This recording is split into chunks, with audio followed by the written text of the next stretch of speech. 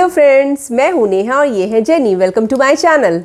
तो आज का जो टॉपिक है बहुत इंपॉर्टेंट है। ये जो भी जितने भी लोग हैं जो डॉग लेने वाले हैं या फिर डॉग को लेकर घर में आ चुके हैं या प्लान कर रहे हैं, उन सब के लिए बहुत ही इम्पॉर्टेंट टॉपिक है। तो मैं चाहूँगी कि जितने भी लोग बहुत इंटरेस्टेड है लेने के लिए या जो लेकर आ चुके हैं वो डेफिनेटली पूरी देखें, उनको बहुत हेल्प मिलेगा। मैं आपसे जो भी चीज़ें शेयर करती हूँ वो अपने एक्सपीरियंस के ही थ्रू करती हूँ कि मैंने जेनी को 45 डेज़ से अपने साथ रखा है एंड इसके भी बच्चे हुए, उनको भी मैंने 3 मंथ्स तक ऑलमोस्ट अपने साथ रखा था। तो मैं उन्हीं सब एक्सपीरियंस के जो मैंने फ़ील किया है, जो मुझे लगता है किसी को भी ये चीज़ें हो सकती हैं, तो मैं वही आपको शेयर करती हूँ। तो होप आप ये पूरा वीडियो एंड तक देखें ताकि आपको ये हेल्पफुल आपके किसी भी प्रॉब्लम में ये हेल्प कर सके। तो चलिए, सबसे पहली प्रॉब्लम क्या होती है कि आप जब भी किसी रिनोन ब्रीडर से या फिर किसी डॉक्टर के पास से बच्चे को लेकर आते हो तो आपको हमेशा ध्यान रखना है जो बेबी है, जो पपी है, उसका जो एज है वो एटलीस्ट उसको आपको 45 टू 55 डेज़ के बीच का ही आप ले। कोई भी आपको यदि 30 डेज़ का या 32 डेज़ का दे, आप डेफिनेटली मना कर दे, आप बिल्कुल मत ले। क्योंकि क्या होता है ना, जो मदर फीड होता है वो पपी के लिए बहुत इंपॉर्टेंट होता है। जब वो मदर फीड अच्छे प्रॉपर वे मिलेगा तो आगे उसको न्यूट्रिशन भी प्रॉपर मिलेगी, उसका ग्रोथ सही होगा, उसका स्टमक सही रहेगा। तो मिल्क फूड, मदर फूड जो है उसके लिए बहुत इंपॉर्टेंट है, मदर मिल्क। इसलिए आप कोशिश करें कि बच्चा जो है एटलीस्ट 45 डेज़ अपनी मदर के साथ हो, 50 डेज़ अपनी मदर्स के साथ हो और वो आराम से मिल्क फीड पे हो। जेनी की मस्ती स्टार्ट हो गई, आ जाओ इधर, कम। तो ये आपको ध्यान रखना है। दूसरा क्या होता है, जनरली आप देखोगे, जनरली क्या मतलब ये होता ही है, जब भी बच्चा नए घर आता है तो वो ऑफ फूड हो जाता है। वो ऐसा क्यों होता है? रीज़न ये है ऑफ फूड होने का कि अब आप देखो, आपने कहीं किसी ब्रीडर से आपने लिया या फिर किसी डॉक्टर से या किसी रिलेटिव से, आपने कहीं से भी लिया हो, तो वो जो फूड दे रहे हैं आप काइंडली उसी फूड को अपने घर पे पहला हफ्ता या दूसरे हफ्ते तक कंटिन्यू करो। क्योंकि क्या होता है ना, बच्चा उस टेस्ट को जान रहा है, वो फूड बच्चे की बॉडी के हिसाब से एडजस्ट है, उसका स्टमक एडजस्ट है। यदि आप अपने घर पे लेके आओगे, कोई नए ब्रांड का नया फूड उसको इंट्रोड्यूस करवाओगे, तो क्या होगा, उसका स्टमक एडजस्ट नहीं होगा और वो अपसेट हो जाएगा और ये प्रॉब्लम आपको फेस करनी पड़ेगी और बच्चे को भी। तो इसलिए आप कोशिश करो, क्योंकि देखो क्या होता है ना, जब बच्चा आप घर पे लेके आते हो तो उसके लिए सब कुछ नया है, आपके घर का हर एक कोना उसके लिए नया है, आपके घर के सारे मेंबर्स उसके लिए नए हैं। वो आप समझ लो कि वो दुनिया में भी नया नया आया ही है, उसे कुछ भी पता नहीं है और वो आपके घर पे आया, उसको इन चीज़ों के साथ, एक फूड के साथ भी एडजस्टमेंट है। तो सोचो कितनी मुश्किल का सामना करना पड़ेगा। बच्चा मेरा इधर आ जाओ, कितना उसके लिए मुश्किल है। तो आपको क्या ट्राई करना है, आपको कोशिश करना है कि जो फूड आप प्रीवियस वो खा रहा था बच्चा, वही फूड आप अपने घर पे दो। और ये हमें ध्यान रखना है, यदि जो भी ब्रीडर हैं या फिर डॉक्टर आपको दे रहे हैं बच्चे को, तो उनको भी ये ध्यान देना है कि आपको वो फूड, वो ब्रांड या फिर वो जो भी दे रहे हैं, आपको क्लियरली बताए कि भैया ये फूड चल रहा था, आप इसी को 1 वीक एटलीस्ट कंटिन्यू करो या 2 वीक्स। जब बच्चा एडजस्ट हो जाए आपके एनवायरनमेंट में, देन आप फूड को फिर चेंज करो। ये हमको बिल्कुल ध्यान रखनी चीज़ है।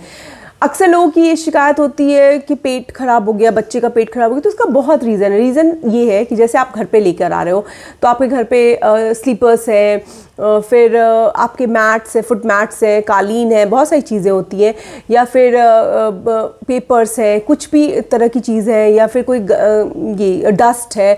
इन चीज़ों को यदि बच्चा है वो यदि खा ले या कोई चीज़ मुंह में डाल ले, ढक्कन है, ऐसी बहुत सारी चीज़ें होती हैं आपके घर में, तो यदि बच्चा उसको मुंह में ले ले तो इससे भी उसको इन्फेक्शन हो सकता है, उसके फूड के थ्रू भी उसको इन्फेक्शन हो सकता है। आपको हमेशा कोशिश करना है, जो उसका खाने का बर्तन है और पानी पीने का बर्तन है, वो सेपरेट बर्तन आप रखो, 2 बोल्स रखो और उसको आप जैसे आप अपना एक रूटीन सेट करते हो वैसे सेट करो। जब भी आप उनको फूड दोगे, उसके बाद जब उसको वॉश करोगे तो उसको प्रॉपर वे में वॉश करो। उसके लिए अलग से आप विम या लिक्विड, ऐसे बहुत सारी चीज़ें आती हैं, वो आप रखो, उसके साथ स्क्रबर रखो। सेपरेटली, और उसको आप जैसे आप अपने बर्तनों को धोते हो वैसे उसके बर्तन को भी धो, उसको साफ़ बर्तन में खाना दो। पानी आप इंटरवल्स पे चेंज करते रहो। आपको लग रहा है कि पानी गंदा हो गया, आप उसको फेंक के जो आप पानी आरओ का पानी पीते हो अपने घर में वही अपने बच्चे को प्रोवाइड करो, या आप जो भी मटके का पानी पीते हो, जैसा भी पीते हो, जिस भी सीज़न के हिसाब से आप जो भी पी रहे हो वही सेम अपने बच्चे को भी प्रोवाइड करवाओ। तो साफ़ पानी साफ़ खाना देने से भी ये इस तरह की जो प्रॉब्लम है फूड से रिलेटेड या स्टमक से रिलेटेड वो बच्चे को नहीं होगी। इन चीज़ों का आप ध्यान रखोगे। साफ़ सुथरा बेडिंग दो उसको, उसके क्लीननेस का ध्यान रखो, रोज़ कॉम्बिंग करो। बहुत लोग को लगता है कि छोटे से, जब देखो आप समझो एक छोटा बेबी है उसको कुछ भी नहीं पता है, ठीक है, आपके घर में हर एक कोना उसके लिए नया है, तो वो सारे चीज़ों को एक्सप्लोर करेगा। हो सकती है कोई चीज़ आपकी बहुत महंगी हो, कोई सस्ती चीज़ हो, उसे इससे फ़र्क नहीं पड़ता, उसे एक्सप्लोर करना है। एक्सप्लोर करने के चक्कर में वो कुछ भी मुंह में उठा के खा लेगा, क्योंकि देखो एक्सप्लोर कैसे करेगा, उसे तो समझ नहीं है। या तो वो उस चीज़ को सबसे पहले स्निफ करेगा, वो सूंघेगा, फिर उसको लिक करेगा, चाटेगा, या फिर उसको चबाएगा। यही तरीका है उसको पता करने का कि भैया ये सामान जो है ये क्या है, खाने वाली चीज़ है या खाने वाली चीज़ नहीं है। तो आपको ध्यान देना, जब आप बच्चे को लेकर आते हो तो वायर्स है, आपके स्लीपर्स हैं, जूते हैं, मैट्स हैं, ऐसी कोई भी चीज़ है जिससे आपको लगता है ये गंदी चीज़ें हैं और इनको चबाने से मे बी हमारा बच्चा जो बीमार पड़ सकता है। तो आपको ध्यान देना है कि जब भी आपका बच्चा आपके आसपास है या खेल रहा है तो उस टाइम पे आप इन चीज़ों को दूर रखो, आप ध्यान दो। और यदि वो आप ऐसा करोगे शुरू से तो उनकी हैबिट डेवलप हो जाएगी। आप नो की कमांड दो। कोई भी चीज़ ऐसा लगता है जो आप जूते चप्पल वो च्यू कर रहा है, दैट टाइम आप नो बोलो। धीरे धीरे वो समझ जाएगा कि मुझे इसको नहीं करना है। आप साफ़ सुथरा बेडिंग दो उसको सोने के लिए। उसके बाद आपको और किन चीज़ों की ध्यान रखें, आपको उसको बेड इंट्रोड्यूस करना है। मैंने प्रीवियस वीडियो में भी आपको बताया कि यही फेज़ होता है जब आप उसको बेड इंट्रोड्यूस कराओगे। आप कहोगे वो बहुत सारे बच्चे ऐसे भी होते हैं जो अपना बेड फाड़ता है, तो दैट टाइम ही आपको नो की कमांड सिखानी है। उसको पहले बेड की हैबिट लगाओ। बेड की हैबिट कैसे लगाएंगे, उसके थोड़े से टॉयज़ जो उसके फेवरेट टॉयज़ होंगे, आपको लगता है उसको पसंद है, वो टॉयज़ उसके बेड पर डाल दो, थोड़े ट्रीट्स डाल दो, उसको प्यार से बहला कर बेड पे लेके आओ उसको। ऐसे जैसे मैं भी, देखो आप देख सकते हो मैं जेनी को कैसे कर रही हूँ, कितनी रिलैक्स है। आप ऐसे करो उसको जिससे बच्चे को नींद आ जाए। उसको यूज टू करना है, उसको हैबिट लगानी कि भैया ये आपका बेड है और आपको इसी बेड पे सोना है। और जब आपको लगे कि वो बेड को काट रहा है या किसी तरह से फाड़ने की कोशिश कर रहा है, दैट टाइम आप उसको नो की कमांड दो। धीरे, पहले ऐसा नहीं होता है 2 दिन बोलोगे बच्चा समझ जाएगा, ऐसा नहीं होता है। उसको सीखने में टाइम लगेगा वो, लेकिन धीरे धीरे समझ जाएगा कि भाई मेरा ये बेड है और मुझे इसको नुकसान नहीं करना है। उसके बाद एक प्रॉब्लम सबसे ज़्यादा लोगों के साथ आती है कि ये बच्चा दवा कैसे खिलाऊं। बहुत लोग नहीं खिला पाते। देखो सबसे ईजीएस्ट वे क्या है कि कोई ऐसा मेडिसिन है जो आप अपने डॉक्टर से पूछ सकते हो। ऐसा मेडिसिन है जिसको आप आराम से उसके फूड में यदि इंक्लूड कर सकते हो तो आप कर दो। यदि आप फूड में इंक्लूड नहीं कर सकते हो तो एक सिरिंज आती है, आप जब वेट के पास जाओगे तो आप उनसे स्पेयर मांग सकते हो। कुछ भी नहीं करना, कोई भी लिक्विड आप उसमें इंजेक्ट कर लो उसको। और देखो आपने पपी का ऐसे मुंह पकड़ना है और बस इसमें सिरिंज डाल देना है और थोड़े देर के लिए ऐसे बंद कर दो, वो आराम से स्वेल कर लेगा। और आपको एक तरीका और मैं बताती हूँ, कोई भी टैबलेट दो, कुछ भी दो, उसको ऐसे करो तो उसको स्वेलो करने में वो कोई भी चीज़, कोई भी मेडिसिन, देखो मेडिसिन की टेस्ट अच्छी नहीं होती, हमें भी अच्छी नहीं लगती तो उसे कैसे अच्छी लगेगी। तो आप इस तरह से उसको दे सकते हो। ओके बेटा, कर रही हूँ। तो आप इस तरह से उसको दे सकते हो कोई भी मेडिसिन, क्योंकि देखो जब वो बीमार होगा, यदि वॉमिटिंग है या फिर लूज मोशन हो रहा है या फीवर है या कोई भी प्रॉब्लम है, तो जब तक मेडिसिन जाएगी नहीं अंदर तब तक बच्चा क्योर नहीं होगा। तो आपको इन चीज़ों का बहुत अच्छे तरीके से ध्यान रखना है। दूसरी बात मुझे यहाँ और इंक्लूड करने, आपको क्या ध्यान रखना है, जैसे एक चीज़ और डेवलप होगी, बाइटिंग की प्रॉब्लम। पपी बाइट करेगा, वो हर एक कोने को बाइट करेगा। कहने का मतलब आपका टेबल है, आपके जो शूज़ हैं, स्लीपर्स हैं, कुछ भी आपका सामान है उसको वो कट करेगा। तो आपको यहीं पे उसको पपी बाइटिंग की ट्रेनिंग भी देनी है, साथ में नोक की कमांड भी देनी है। कोशिश करना है कि ऐसा कोई भी चीज़ है जिसको आपको लगता है वो नुकसान कर देगा काट कर, आपको ध्यान रखना होगा। आप यदि पहले देखो जब पपी नहीं होता है घर में या डॉग नहीं होते तो आपकी एक केयर फ्री लाइफ होती है, कहीं भी चार्जर पड़ा हुआ है, कहीं भी स्लिपर्स है, शूज़ है, कोई टेंशन नहीं। लेकिन जब बच्चा घर आ जाता है तो आपको थोड़ा सा मोर कॉन्शियस रहना पड़ता है और अपने घर को क्लीन रखना पड़ता है।